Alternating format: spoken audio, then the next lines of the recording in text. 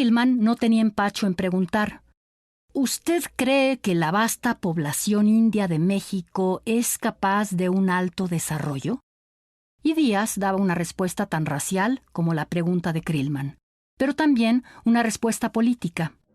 El problema no eran los indios, sino los indios que eran sus enemigos. Lo creo, que la población indígena es capaz de un alto desarrollo. Los indios son bondadosos y agradecidos, todos excepto los yaquis y algunos mayas. Poseen las tradiciones de su antigua civilización. Se cuentan entre los abogados, ingenieros, doctores, miliares y otros profesionales. El viejo dictador compartía a su manera los prejuicios de Creelman, aunque él tenía su propia agenda. ¿Las elecciones de México en 1910 o las de Estados Unidos en 1908? El ensayo de Creelman fue un «te digo, Juan, para que me entiendas, Pedro», a 4 manos. Díaz hablaba a México a través de los Estados Unidos, y Creelman hablaba de México para hablar de los Estados Unidos. Fue el espejo mexicano ante el cual se veía a sí misma la facción republicana que deseaba la reelección de Roosevelt en 1908. Para 1908, el republicanismo de Teddy Roosevelt enfrentaba un gran reto. Roosevelt había sido reelegido en 1904 bajo la promesa personal de que no volvería a competir por la presidencia en 1908.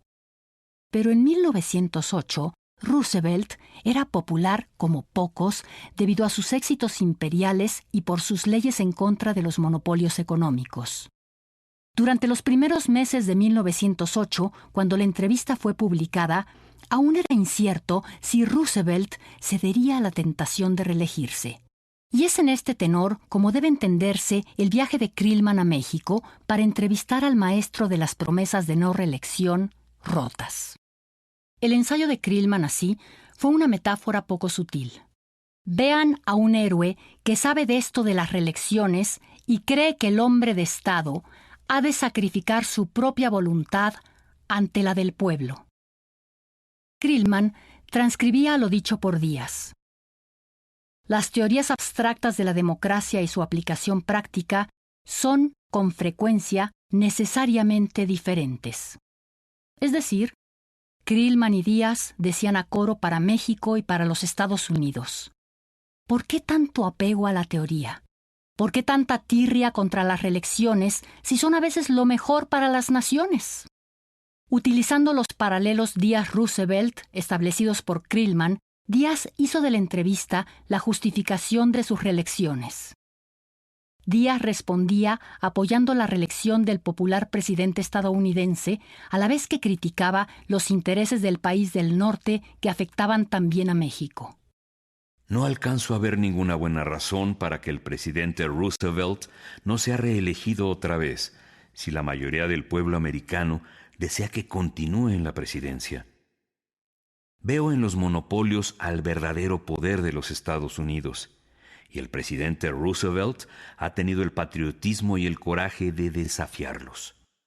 La humanidad entiende el significado de esta actitud y su importancia para el futuro.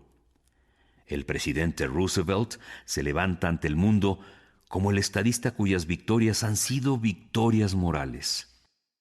Así, Creelman cumplía su agenda, pero al mismo tiempo daba espacio a la de Díaz, que era la de hacer ver a Roosevelt los peligros que podía causar la actitud imperialista y la avaricia de las compañías estadounidenses. No hay que creerle ni a Creelman ni a Díaz. El viejo cedió a los intereses estadounidenses más de lo que da a entender, pero también temía al expansionismo de aquellos y con la entrevista trataba de lograr una buena y respetuosa relación con Roosevelt. No sorprende, pues, que al renunciar Roosevelt a la reelección y nombrar a William Howard Taft como su candidato en el Partido Republicano, lo primero que hicieron Taft, no obstante su peso de casi 200 kilos, y Díaz, no obstante su edad, fue viajar hasta El Paso y Ciudad Juárez para encontrarse. Esto era sellar la difícil relación que la entrevista había dejado entrever. ¿Error? ¿Falsa promesa? ¿Causa de la revolución? ¿O Díaz tan porfirio como siempre? ¿Por qué prometió Díaz dejar el poder? ¿Por qué no cumplió su promesa? Estas son las dos preguntas recurrentes que la historia nacional le hace a la entrevista a Díaz-Creelman. Ha habido varias respuestas. Imposible saber con exactitud por qué dijo lo que dijo. Sin embargo, leída con cuidado, la propia entrevista revela algunas claves para entender por qué Díaz se aventuró a decir algo tan arriesgado para su propio régimen.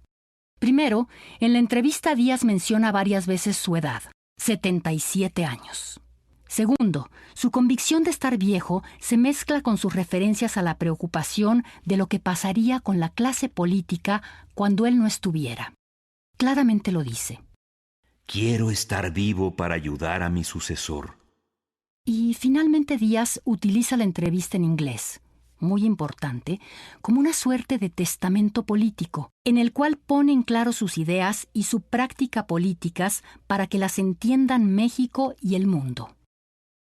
Así, Díaz explicaba por qué había mantenido todas las instituciones de una república democrática durante 30 años, aunque aceptaba que no funcionaban democráticamente. Preservamos la forma de gobierno republicano y democrático. Defendimos la teoría y la mantuvimos intacta. Sin embargo, adoptamos una política paternalista en nuestra administración de los asuntos de la nación, guiando y restringiendo las tendencias populares con una fe firme en que una paz impuesta permitiría a la educación, a la industria y al comercio desarrollar elementos de estabilidad y unidad en un pueblo por naturaleza inteligente, bondadoso y entrañable. Su testamento político no ocultaba nada. Lo decía con todas sus letras. Su gobierno había sido duro. Duro hasta el extremo de la crueldad. Hablando en 1908, decía que los resultados habían justificado la poca sangre derramada y mala, al contrario de lo que hubiera significado mucha sangre regada y buena. Esta visión de la política lo llevaba a concluir en 1908 que la paciente espera había dado sus frutos.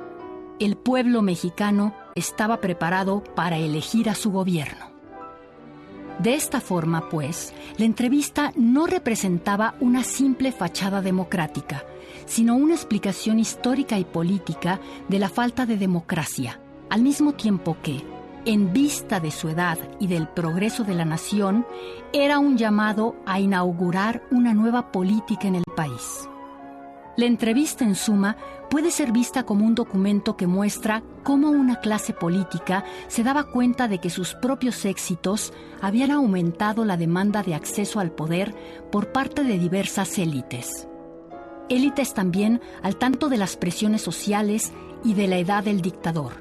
Es decir, la entrevista fue Díaz como siempre, el Bismarck mexicano haciendo lo que hizo todo el tiempo, que sus gallos mostraran las plumas, no para imponer todo su poder, sino para, como siempre, mantener al Estado, sancionando los poderes constituidos, pero que no son visibles hasta que se pavonean. Poderes que el dictador estaba dispuesto a sancionar, controlar o eliminar, dependiendo del balance de fuerzas, de la capacidad de esos poderes para ser aceptados en el plano local y nacional, manteniendo así el Estado que Díaz había creado en vista de su edad, los peligros de la inestabilidad ante un vecino como los Estados Unidos y el despertar de León, como llamaba Díaz, a la reacción popular.